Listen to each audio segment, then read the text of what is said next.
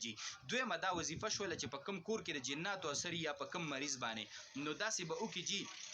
چې آیات الکرسی به سحر 3 کرته لولي او ماښام به 3 کرته لولي 3 کرته خو څه طریقې سره به لولي داسې به لولي چې آیات الکرسی یو پیره شروع کی ولا یؤوده حفظهما دې ته ورسي نو دا به 73 پیرې وي 3 او یا کرته به دا وي به چې دا 3 یا کرته پوره کینو هو العلی العظیم باندې به آیات الکرسی ختمه کی. دویم کرته به راونی چې دغه الفاظ ته ورسي ولا یؤوده حفظهما نو 3 او یا کرته به دا بیا وي به هو العلی العظیم باندې آیات الکرسی ختمه کی. دریم کرت بیا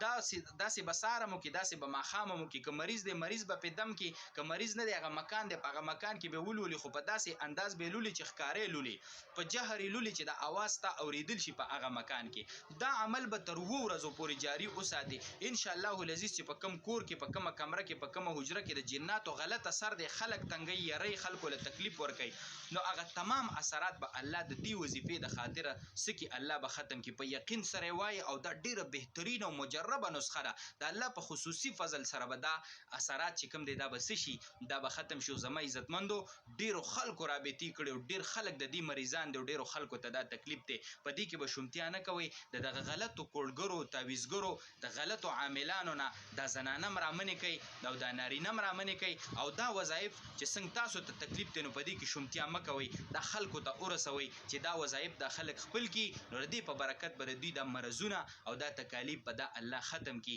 تاسو له الله جزای خیر درکي چې څوک په دې مرض کې مبتلا دي هغوی ته د الله شفا ورکي او موږ ته د الله پاک د دې بدلی راکي. وصلی الله علی النبی الامین.